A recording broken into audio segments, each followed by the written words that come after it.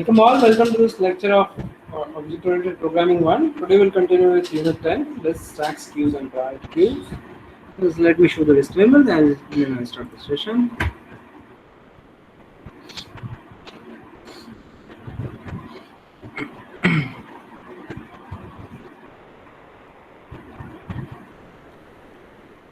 Okay, so we have already seen collections, what are collections, right?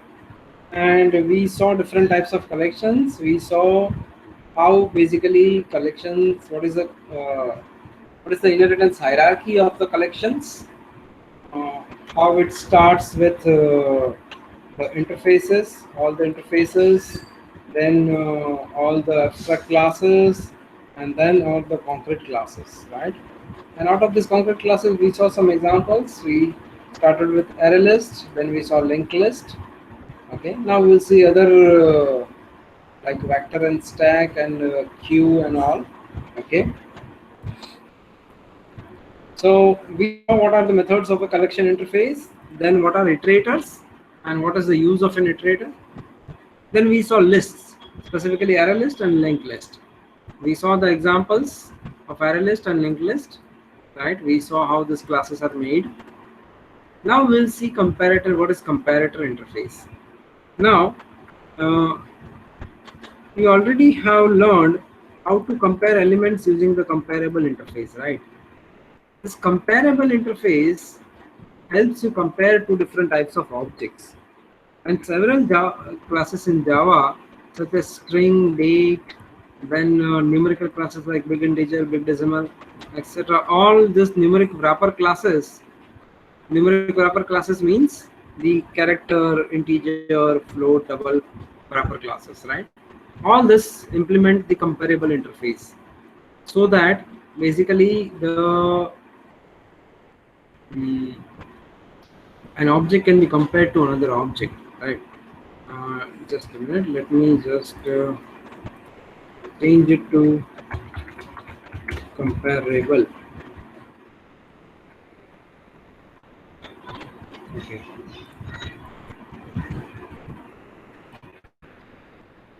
Okay. Okay, typo. I'll just change it. Okay. Now see, so basically the comparable interface defines the compare to method. What does this comparable method, comparable interface have? The compare to method is at center. This is the main method that it defines, which is to be implemented by all this implementing classes. Okay, and this method is used to compare two elements of same class that implement the comparable interface. Okay, because see, we know that if we are comparing integers, and suppose this is an integer, then it can be compared easily with another integer, right? If this is x variable, then it can be easily compared with variable y, where both the variables are of same type, right? Even a string can be compared with another string, right? Or it's like a dot equals b or a, like this. Obviously this returns what? This returns true, right? But if you do it something like this,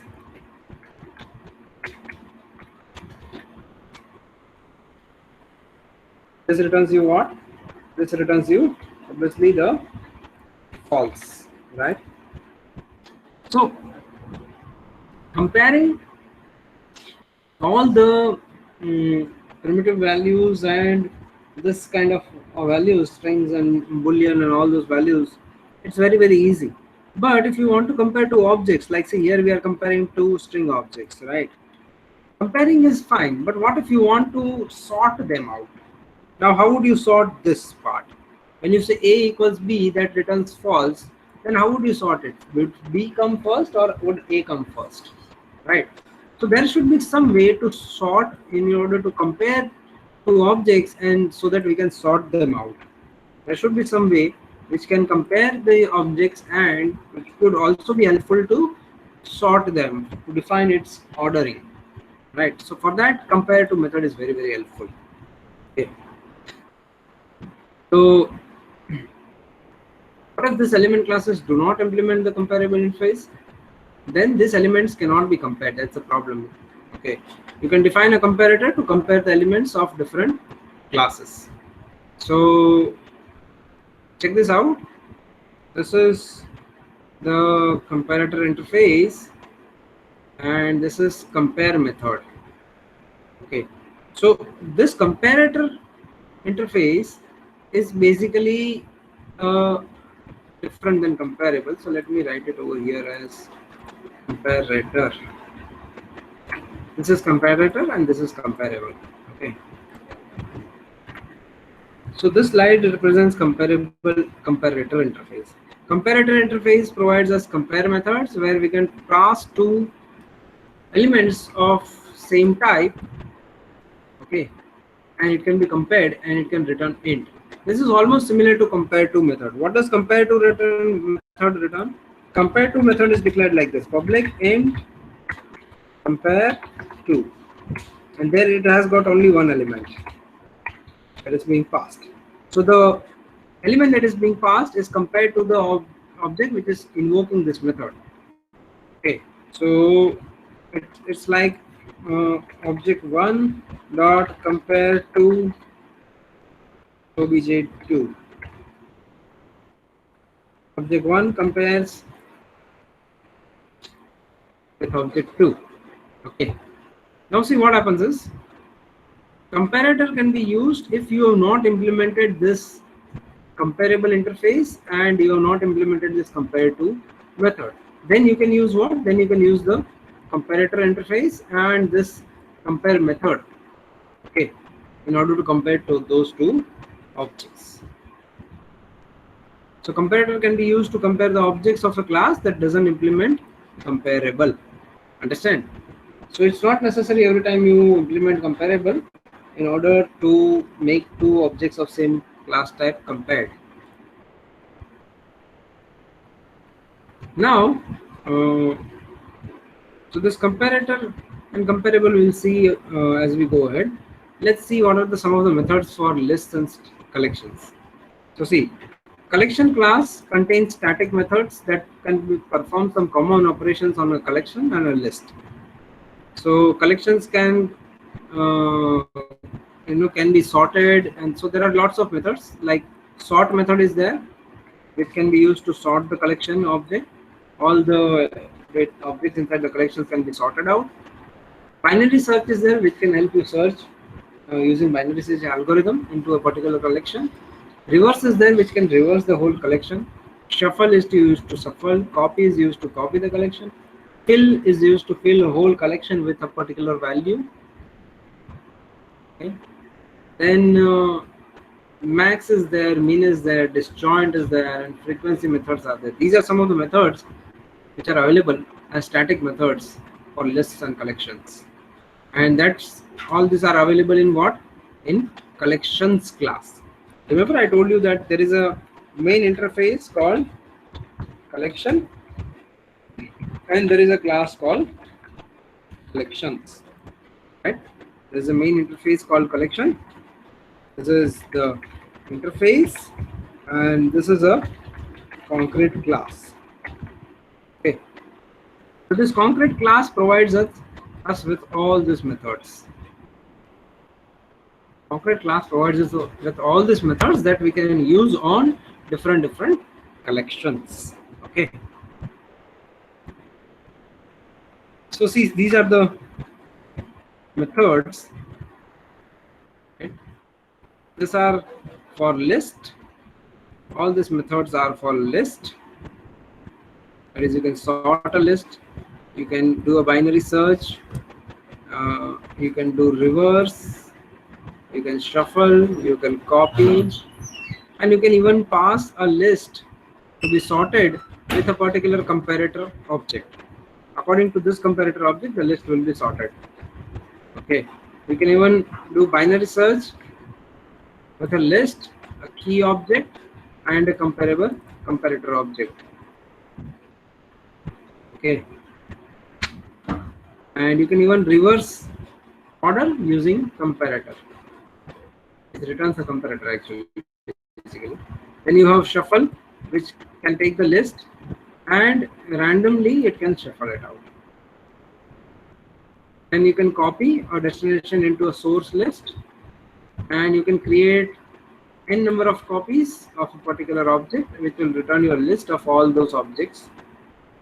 You can even feel a list with a particular object. That object would be filled into this whole list. If that list has 8 elements, then this object would be filled into all those 8 places. Similarly, there are for collections. For collections, there are this max with along with collection and comparator. You can find minimum out of a collection. You can find minimum according to the comparator object. You can say check disjoint, and you can check the frequency of an object inside a particular collection. So these are some of the methods. This disjoint method does what? It checks whether this collection C1 and collection C2 both has got any elements in common, and it will return true if there are some. Okay. So now let's see what are vector and stack classes.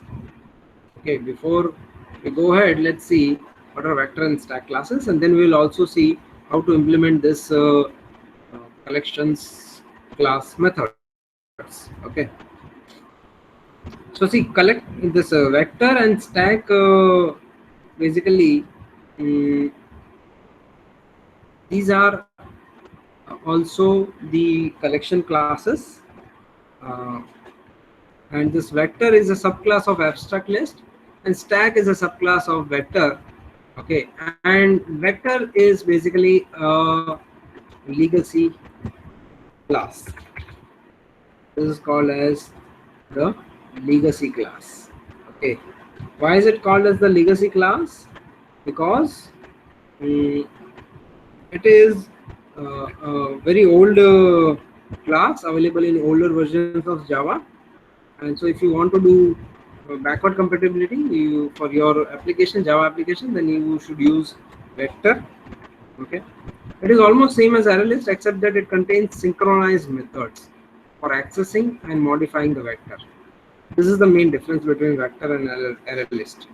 Okay, so what does the synchronized methods do? Synchronized methods can prevent data corruption when a vector is accessed and modified by 2 or more threads concurrently. Okay, so if there is a vector object and 2 threads try to access it at the same time, then that particular vector object, let's say that vector is having some elements inside it, then that vector object can be accessed by only one thread at a time, because the methods declared to use that vector are synchronized methods. Okay, so once a particular thread accesses and finishes its task and releases the variable or the reference, then only the second thread can access this vector. So that's the basic advantage of vector class. Okay, and there are many applications that do not require synchronization, right? But ArrayList is more efficient than using vector. Okay, so when we do not require synchronization, ArrayList is good. Otherwise, if you require synchronization, then we should use vector. Okay, so see, this is the vector class, and this is the vector class, and these are the methods, and these are the methods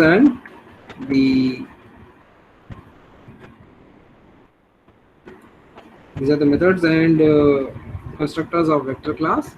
So say this is a no argument constructor, then there is a vector constructor with the collection. From this whole collection you can create a vector object. Then you can create a vector object with initial capacity, and you can even create with initial capacity and an incrementing capacity. So what happens is, if you have suppose a vector with initial capacity as, let's say over here, you say that the initial capacity is 3. Okay, this initial capacity is 3. So let's suppose that now we want to add. So then you will specify the increment capacity.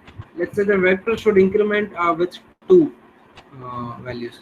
So as soon as you need to increment it, it will add two locations to it. Again, if it becomes full and now you want to add one element to it, then what happens? Again, it adds what? Again, it adds two elements space. Okay, so this is how it can increment. Okay, then comes add element, where you can add an element object to that particular vector. Capacity is used to check its capacity. Okay, this returns the current capacity of this vector, so that if you want to check whether we can add to it or not, we can do that. Then there is this copy into. You can copy the vector into an object array. Okay, this copies the elements in the vector to the array. Okay, so copy into this object array, not from this object array, not copy the elements from the object array to vector, but copy the elements of vector to the object array. Okay, then you can say element at index. So it will return an element which is of type E. What is this type? The generic type of the vector. Generic type of the elements that can be put into the vector. Then if you say elements, you can get a whole enumeration of elements of the objects. Then you say ensure capacity. It will ensure the capacity of this vector. Okay.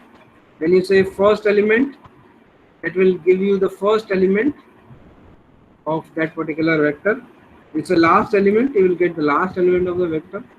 Now suppose you want to add some element at some index. So you say insert element at. You say insert element at this particular object at a particular index. Okay. When you want to remove all the elements, then you say remove all elements. You want to remove a specific object, you say remove element and specify that particular object. You don't know what is the object, then when you know the index, you say remove element at and give the index. You want to set a particular element to any other object, right? You don't want to add, but you want to set. You already added some elements. Now you want to set some particular element to a particular other object. So you say set element at this index, and this is the object.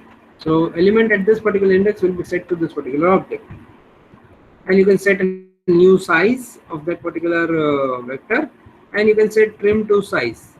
That trims the capacity of this vector to its size.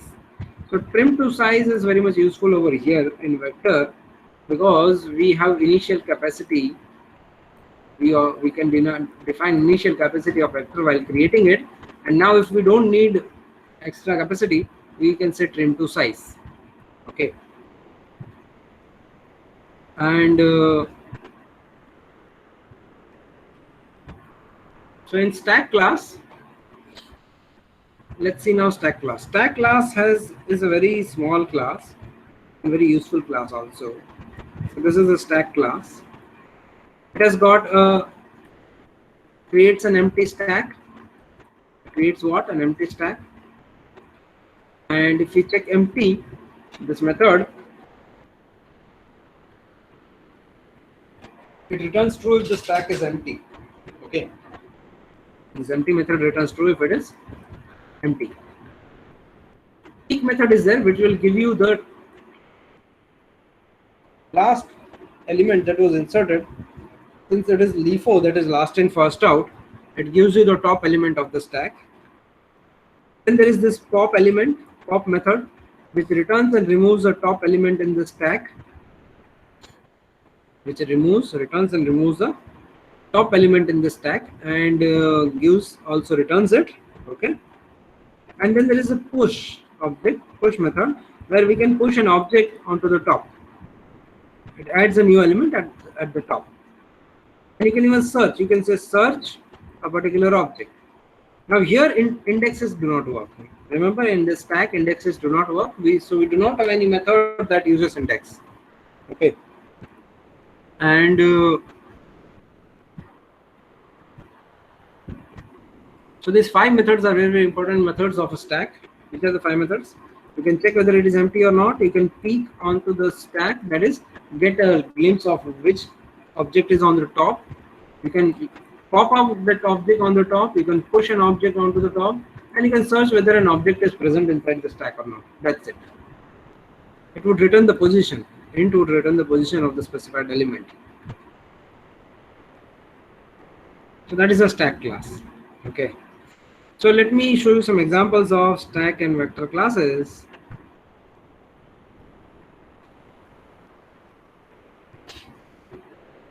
So let us see some examples of vector. Okay. And this vector class, see what happens is, check this out.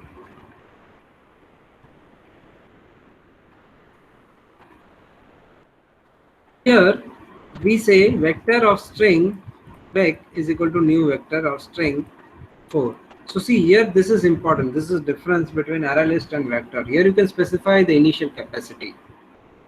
Here you can specify what? The initial capacity. Okay. And so check this out. This initial capacity,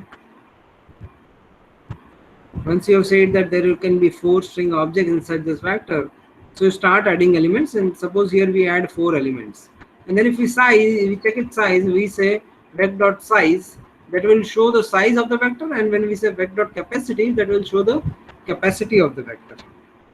Okay.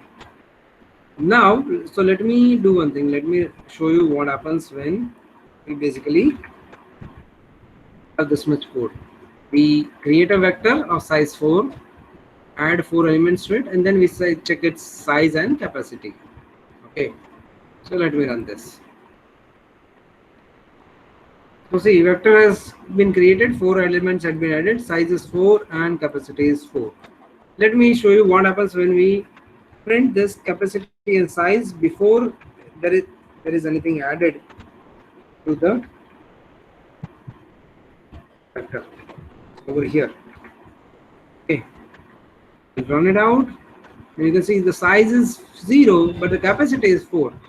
Means it can add 4 objects into it, but right now there are no objects, so the size is 0. Then we add 4 objects, so the size becomes 4, and then we say default capacity is 4. See that?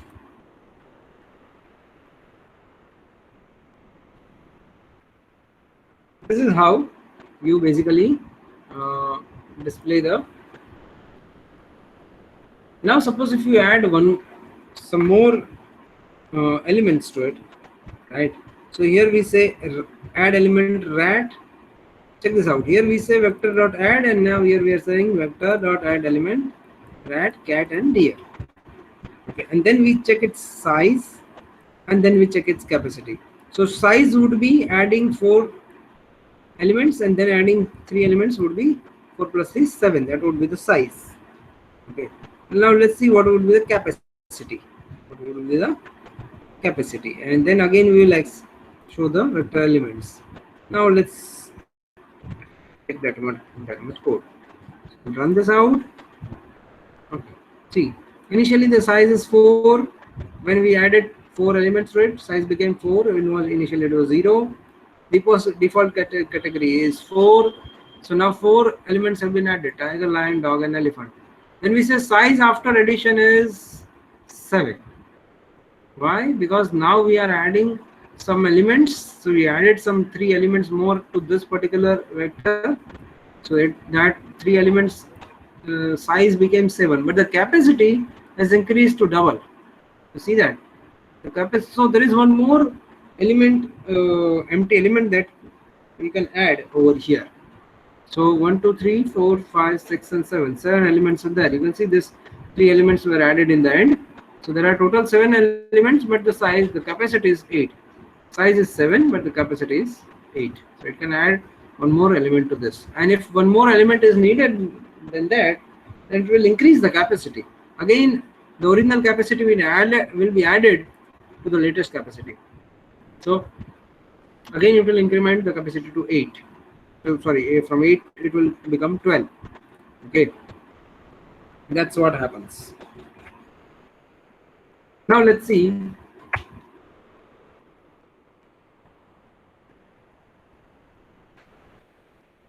what happens What if we want to use some methods of vector? Suppose we want to check whether this tiger is present in the vector or not. So we say vector dot contains tiger. If that is true, then we say tiger is present at the index, and then we say give the index of tiger from the vector, vector dot index of tiger. Otherwise, we simply say tiger is not present in the list. Then suppose we want to get the first element and last element, then we say vector dot first element, then we say vector dot last element. These are some of the methods that we use to access the elements of a vector. Okay, so let me run this. You will come to see. See, we added 4 elements: tiger, lion, dog, and elephant. So the size became 4. Capacity was 4. We again added 3 elements: rat, cat, and deer. So the size became 7, but the capacity is 8. And now, if we check whether tiger is present or not, it checks and says yes, it is present at index 0. Tiger is present at index 0, and then the first, if you say first element, then tiger comes. The last element, deer comes. Okay, so tiger and deer both are displayed over here. So that's it. That is how a vector can work. Okay. Let me show you some other example of vector. So you can see how vectors work. So in this vector example, we will be adding numbers, okay, to the vector. So vector is of type integer. This vector is of type integer, and we say new vector with vector integer, vector of integer type in equal to new vector, and then we start adding elements to it. We add 100, 200, 300, again 200, 400, 500, 600, 700 to it. And then if we want to display the vector, here we display simply the vector object into the println, and it automatically iterate over all the elements and display all the elements. Okay.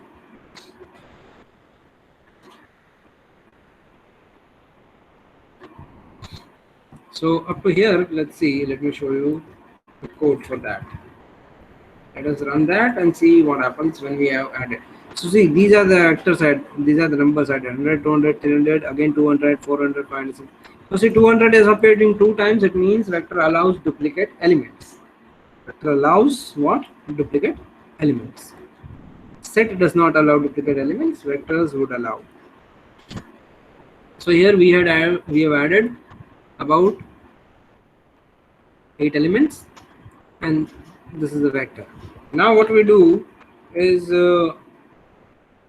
we want to use some of the methods, right, of a particular of this particular vector. So see, there is this remove method. We say in dot remove. Now we want to remove the first occurrence of an element. This will remove first occurrence of an element only. So we say in dot remove integer 200. We want to remove this 200, but which 200 will get removed? Obviously the first one, not the second one. Okay. Then we display the vector elements again. Okay. And then we want to remove the element at index 4. So we say in dot remove 4. So here we remove the object at location number 4. Again we display the vector list. Then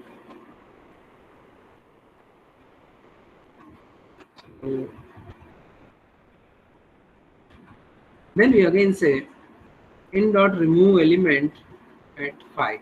So we are removing an element at a particular location. Okay. And then we display the vector. And we can even get the hash code of the vector. We can say in dot hash code to see the hash code. And if you want to retrieve any particular element from a particular index, then we say in dot get 1. So vector and array list almost are same, right? So here we can say that we can access using the vector elements using the indices. Only in stack you cannot use indices, but here you can use it. So let me run this and show you. So check this out. These are the vector values. These are about 8 numbers that we have added. Okay. And then we say remove first occurrence of element 200. It returns true. and check this out. Here one element has been removed. Any one element of this has been removed. Which one? This 200, because we removed the first occurrence of 200, right? So here now we have several elements in the vector. Then we say remove element at index 4. So see, this is index 0, this is 1, 2, 3 and 4. So this 500 gets removed. Okay, this 500 gets removed. Then we again see the values. So you see 100, 300, 200, 400 and again then 600, 700.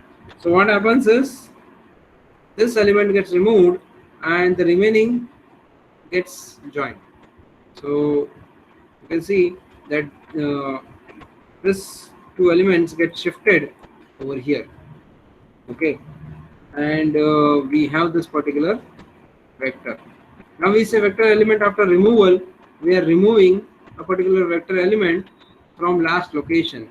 So this particular element is being removed.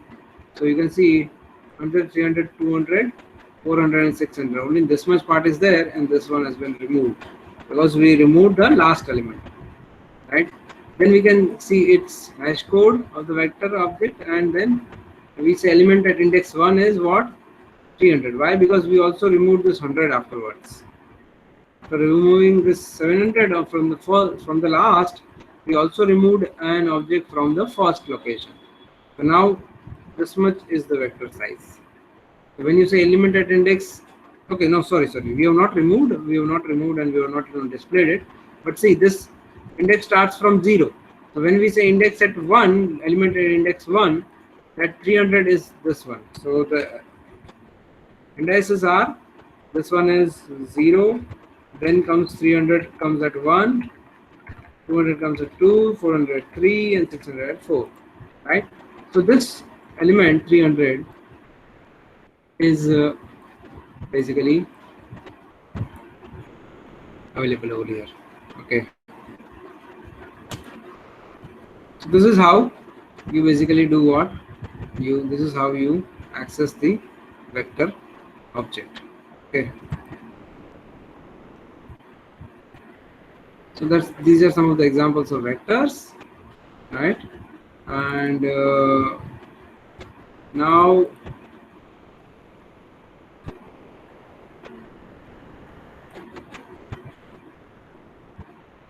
let me show you some examples of stack. How stack gets used, let's see that. So this is stack iteration, one example, right? Let's see that how it gets used. So see, here in this method, main method, what do we do is we create the objects. Okay.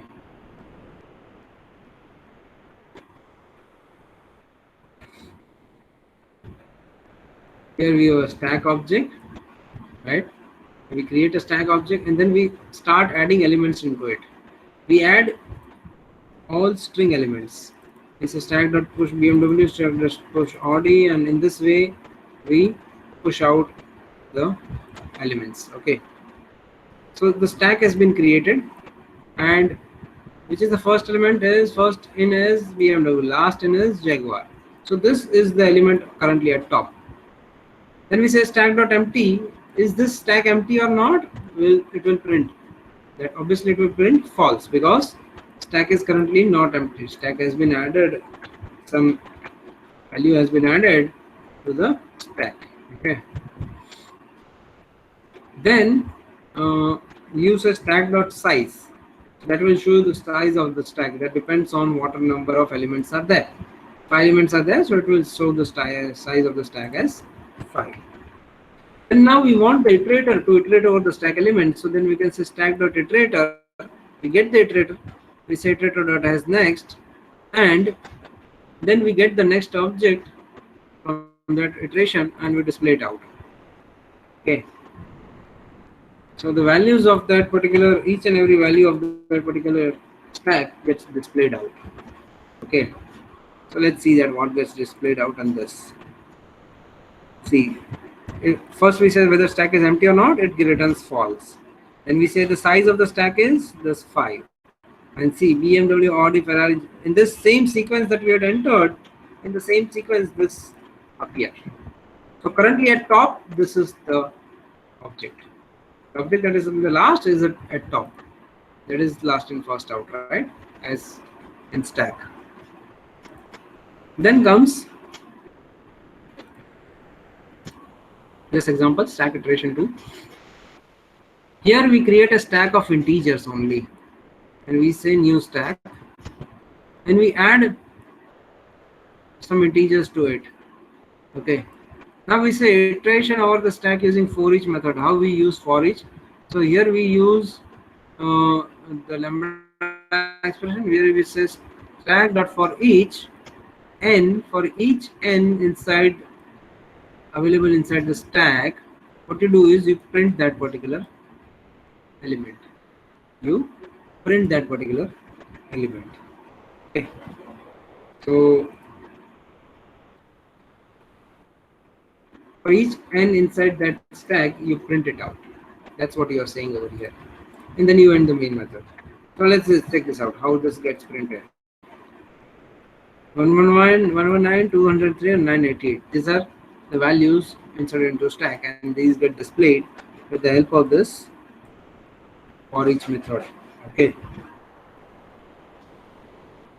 Let's see another example of stack.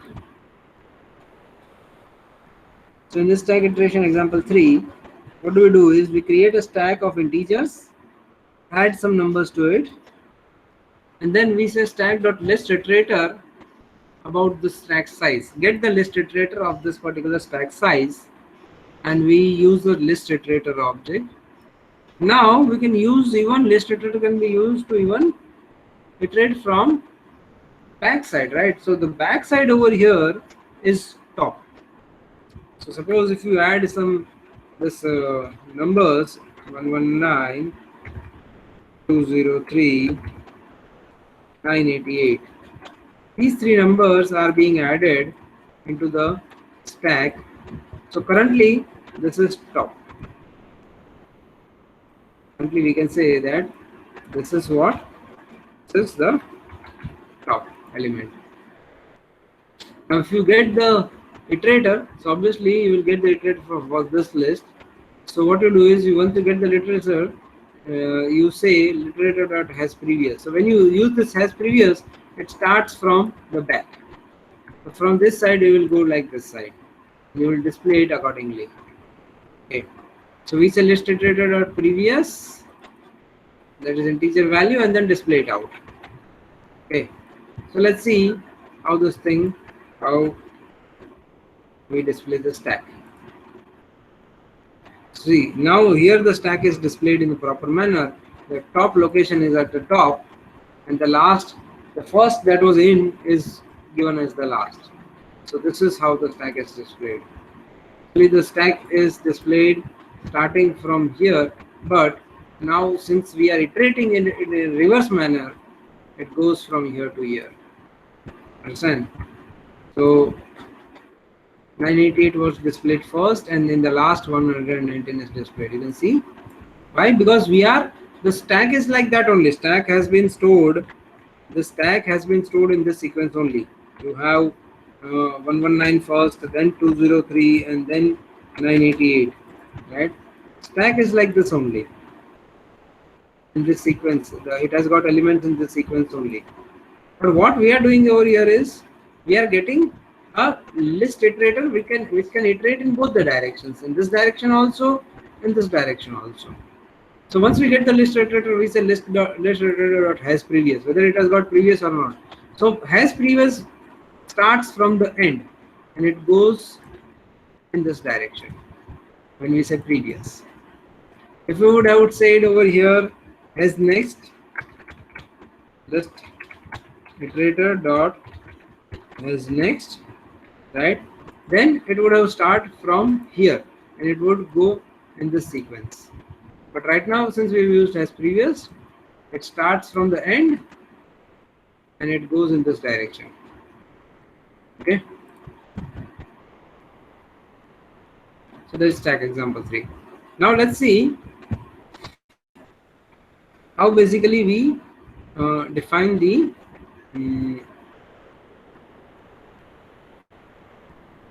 different other stack examples. See, there is this peek example. Let's see how we peek into the stack. Okay, so check this out. We have a stack. We have created a stack of strings. We add 4 strings to it, and then we display the stack. And then we say stk.peek. Peek means the last element which is on the top that is displayed. So the first element was apple, last element was orange. So obviously this gets displayed, right? Element at the top would be obviously orange. So check this out. This is the stack, and the element on the top is orange. You can see that the last element is on the top. Understand? How we get it? By saying stack.peek. Peek method is used to get that last element. Remember, peek method does not remove that element, but pop method would remove it out from the stack itself. Okay. So for example, see over here, if I say pop,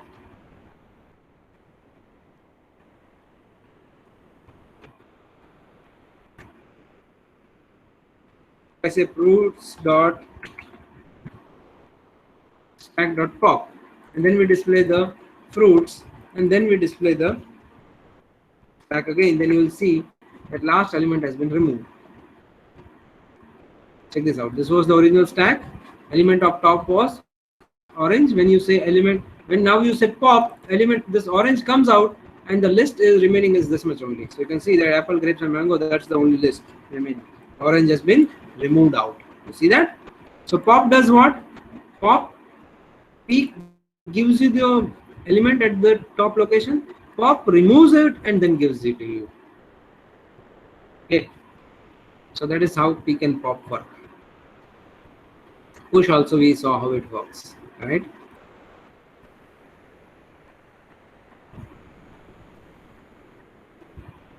Okay. So we have also seen push. So we will not see this push and pop example.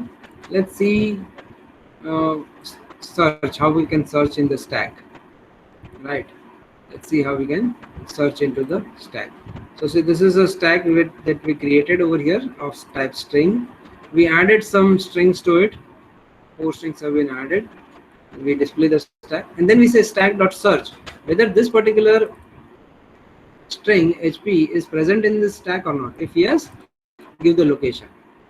Right. So here we say location of HP is this. So let me run it out. There it is. Location of HP is 0. Okay. So now see what happens is here the top starts in the end location, right? So here this is actually number 0. Then this is 1. In fact, not even 0, we call it as, we start it as 1. So this is location 1, this is location 2, and this is location 3, and then this is location 4. Because we have to, what we have to do is, we have to start the iterate in this manner, in this way, right? So we get this HP location as 3. Suppose we put the value of del instead of HP. Let's see what is that del. We say location of del is what? Let's see that. That is 2. You see that? If I put Asus over here, instead of del, I put Asus, and put it over here also, and we'll see the location. That would be 1. So you see from here actually the index goes in this way in stack. Okay, and starts with 1. Okay, so that is stack and vectors. I think that's it for the day. Let's call it the end of the day, and we'll continue with the remaining topics in the next session. If at all any doubt, please let me know. Okay, please do let me know if at all you have any doubt in this particular session. Okay.